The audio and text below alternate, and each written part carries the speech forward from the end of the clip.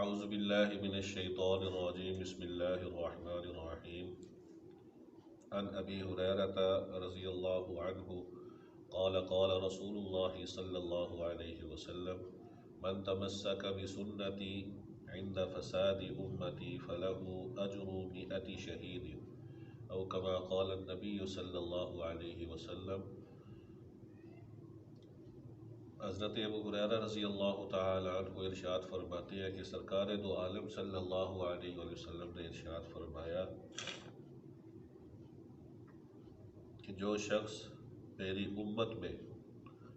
عملی یا اعتقادی خرابی پیدا ہونے کے بعد، دیکھیں یہ بات بڑی سمجھنے والی ہے کہ عملی یا اعتقادی، کہ عمل امت چھوڑ دے حضور علیہ الصلوۃ کی سنت پر، یا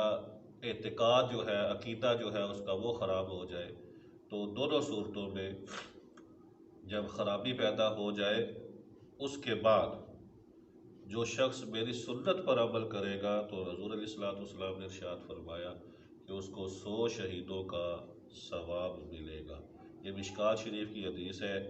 اس کا نمبر 171 بھی ہے، 176 بھی ہے۔ دوسری حدیث مبارکہ ترمذی شریف کی، حضرت بلال بن حارث مزنی آپ فرماتے ہیں کہ سرکار دو عالم صلی اللہ علیہ وسلم نے ارشاد فرمایا کہ جس نے میری سنت کو زندہ کیا، من احیا سنتا من سنتی، میری سنتوں میں سے کسی سنت کو زندہ کیا، قد امیتت بعدی، یعنی میرے بعد جو ہے اس کو چھوڑ دیا گیا تھا، وہ متروک ہو گئی تھی، فإن له من الاجر مثل اجور من عمل بها، کہ جو اس سنت پر پھر عمل کرتا جائے گا تو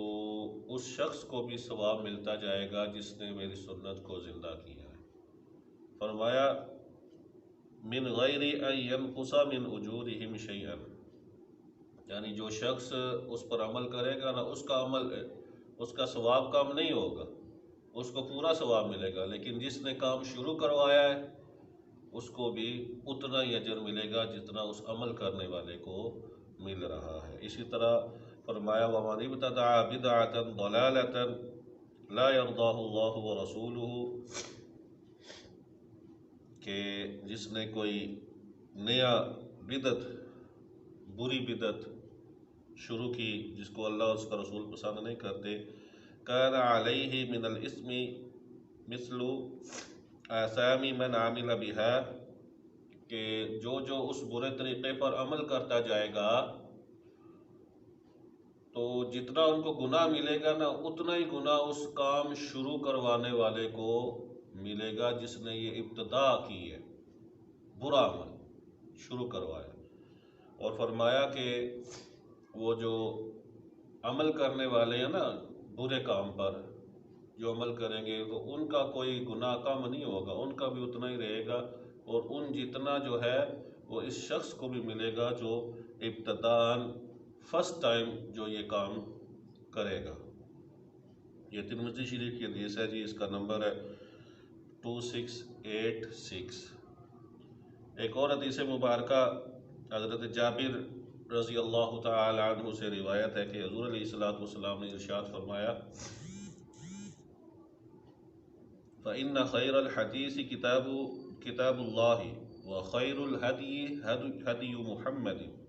صلی اللہ علیہ وسلم، کہ سب سے بہترین کلام جو ہے نا یہ اللہ کا کتاب ہے، اور سب سے بہترین جو رستہ ہے وہ حضور علیہ السلام کا رستہ ہے۔ اور فرمایا کہ وَشَرُّ الْأُمُورِ مُحْدَثَاتُهَا، اور سب سے بری چیز وہ ہے جو نہیں ہو۔ اور فرمایا وَكُلُّ بِدْعَةٍ ضَلَالَةٌ، مسلم شریف کی حدیث ہے، فرمایا کہ ہر نئی چیز جو ہے وہ گمراہی۔ اب اس کی شرح میں حضرت ملا علی قاری اس کی شرح میں لکھتے ہیں کہ امام نووی علیہ الرحمہ نے فرمایا کہ ایسا کام، یہ جس نے میرا پچھلا درس سنا ہے یا دیکھا ہے تو آپ حضرات میں سے بھی جس نے کل والا میرا درس سنا ہے تو اسے یہ بات بخوبی جو ہے وہ پتہ چلے گی کہ کل جو میں نے بیان کیا تھا اس کے اندر یہی بحث تھی اہل سنت کی اور اہل بدعت کی، کہ اہل سنت کون ہے اور اہل بدعت کون ہے۔ تو اس کے حوالے سے آج کا جو درس ہے یہ اس چیز کو زیادہ واضح کر رہا ہے کہ حضور علیہ السلام کی احادیث مبارکہ میں سنت اور بدعت کی جو تعریف کی گئی ہے اور بزرگان دین نے اس سے جو سمجھا ہے، جو سیکھا ہے، وہ ابھی میں آپ کے سامنے بیان کرتا ہوں کہ امام نووی علیہ الرحمہ آپ فرماتے ہیں کہ ایسا کام کہ جس کی مثال زمانہ سابق میں نہ ہو، لغت کے اعتبار سے اس کو بدعت کہتے ہیں۔ لغت کے اعتبار سے اس کو بدعت کہتے ہیں، یعنی یہ اس کا لغوی معنی ہے۔ بدعت عربی لفظ ہے اور عربی لینگویج کے لحاظ سے جو اس کا مفہوم بنتا ہے، جو معنی بنتا ہے، وہ یہ ہے کہ جس کام کی مثال اس سے پہلے کبھی نہ دیکھی گئی ہو، نہ سنی گئی ہو، تو لغتاً اس کو بدعت کہتے ہیں۔ اور شریعت کے اندر بدعت یہ ہے کہ کسی ایسی چیز کا ایجاد کرنا جو رسول اللہ صلی اللہ علیہ وسلم کے ظاہری زمانہ کے اندر موجود نہیں تھی، بعد میں ہوئی۔ اور حضور علیہ السلام کا قول مبارک کہ کل بدعت ضلالۃ، یہ عام مخصوص ہے تو کل بدعت یہ عام ہے، لیکن یہ خاص ہے۔ یہ خاص ہے۔ خاص کا کیا مطلب ہے جی؟ یعنی بدعت سے مراد بدعت سیئہ ہے، جیسے پچھلی حدیث مبارکہ میں کہ جس نے اچھا طریقہ ایجاد کیا میری امت کے اندر، تو جو اس پر عمل کرتا جائے گا تو اس کو ثواب ملے گا، جس نے وہ طریقہ ایجاد کیا جی۔ تو اب جو طریقہ ایجاد کرنے والا ہے، مطلب یہ ہے کہ حضور کے زمانے میں نہیں تھا، اب اس نے کوئی نیا اچھا طریقہ ایجاد کیا ہے۔ تو جس نے کوئی برا طریقہ ایجاد کیا وہ حضور کے زمانے میں تو نہیں تھا، لیکن اب اس نے برا ایجاد کر لیا ہے، تو جو اس پر عمل کرے گا اس کا گناہ اس کو بھی ملے گا، ایجاد کرنے والے کو بھی اور عمل کرنے والے کو بھی ملے گا۔ تو یہ چیز ہے۔ تو فرمایا کہ اس سے مراد حضور علیہ السلام نے جو فرمایا نا کل بدعت، کہ ہر، یہ ہے تو عام لیکن یہ ہے خاص، عام مخصوص ہے۔ یہ جو درس نظامی حضرات پڑھتے ہیں نا وہ اس بات کو سمجھیں گے کہ عام مخصوص کیا ہوتا ہے۔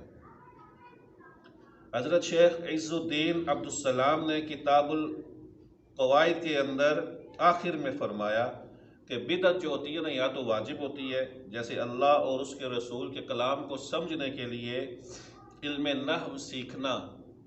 حضور کے زمانے میں تو نہیں تھا علم نحو، اور آج ہم سیکھ نہیں سکتے اس کے بغیر، نہ قرآن صحیح پڑھ سکتے ہیں، ترجمہ اس کا سمجھ نہیں آتا، عربی صحیح نہیں پڑھ سکتے، تو اس کا سیکھنا حضور کے زمانے میں تو نہیں تھی۔ تو یہ بدعت ہے، لیکن سب کرتے ہیں۔ جو بدعت کی رٹ لگاتے ہیں وہ بھی کرتے ہیں، وہ بھی بہت کرتے ہیں، اور وہ بھی پڑھتے ہیں، علم نحو، علم صرف سارا پڑھتے ہیں۔ تو اور اصول فقہ اور اسماء الرجال کے فن کو مرتب کرنا، یہ ساری چیزیں حضور کے زمانے میں تو نہیں تھیں۔ اور آپ دوسری بات فرماتے ہیں کہ بدعت یا تو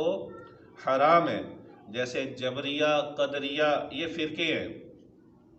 یہ فرقے ہیں جو میں نے شروع میں بیان کیا نا کہ عملی طور پر یا اعتقادی طور پر حضور صلی اللہ علیہ وسلم فرماتے ہیں کہ میری امت میں فساد آ جائے، تو یہ اعتقادی فساد ہے۔ یہ قدریہ، مرجیہ اور مجسمہ کا مذہب جو ہے، ان بد مذہبوں کو رد کرنا یہ واجب ہے، لیکن یہ ساری چیزیں جو ہیں یہ بدعت، یہ حضور کے زمانے میں نہیں تھی، یہ بدعت حرام ہے۔ اور فرمایا کہ بدعت یا تو پھر مستحب ہوتی ہے، جیسے مسافر خانوں اور مدرسوں کی تعمیر کرنا۔ یہ حضور کے زمانے میں تو مسافر خانے نہیں تھے اور مدرسے بھی نہیں تھے، لیکن اس کا تصور جو ہے وہ ہمیں حضور کے زمانے میں ملتا ہے کہ حضور صلی اللہ کے جو اصحاب صفا تھے وہ حضور کے پاس ہی رہتے تھے، وہ ان پہ بیٹھ کے مسجد میں رہ کے دین حاصل کرتے تھے، ہے جی۔ اور جماعت کے ساتھ تراویح، جماعت کے ساتھ تراویح یہ حضور کے زمانے میں تو نہیں تھی، بعد میں شروع ہوئی، تو ہے تو اچھی چیز۔ اور صوفیاء کرام کے دقیق اور باریک مسائل میں گفتگو، یہ بھی بدعت، لیکن یہ مستحب ہے۔ آپ فرماتے ہیں کہ اور فرماتے ہیں بدعت یا تو مکروہ ہوتی ہے، جیسے شافعی حضرات کے نزدیک قرآن مجید کی تزئین یعنی اس کو نقش و نگار، اور مساجد کی نقش و نگار، اور امام اعظم ابو حنیفہ علیہ رحمہ کے نزدیک یہ جائز ہے، آپ کے نزدیک مکروہ نہیں ہے، لیکن امام شافعی کے نزدیک ہے۔ اور بدعت آپ فرماتے ہیں یا تو مباح ہوتی ہے، جیسے شافعیہ کے نزدیک، امام شافعی کے نزدیک، اور تحقیق یہ ہے کہ امام اعظم ابو حنیفہ علیہ رحمہ کے نزدیک بھی، کہ صبح اور عصر کی نماز کے بعد مصافحہ کرنا یہ مباح ہے، جائز ہے، تو یہ ہے تو بدعت لیکن جائز ہے، یہ بزرگوں نے لکھا ہے۔ اور اسی طرح فرمایا کہ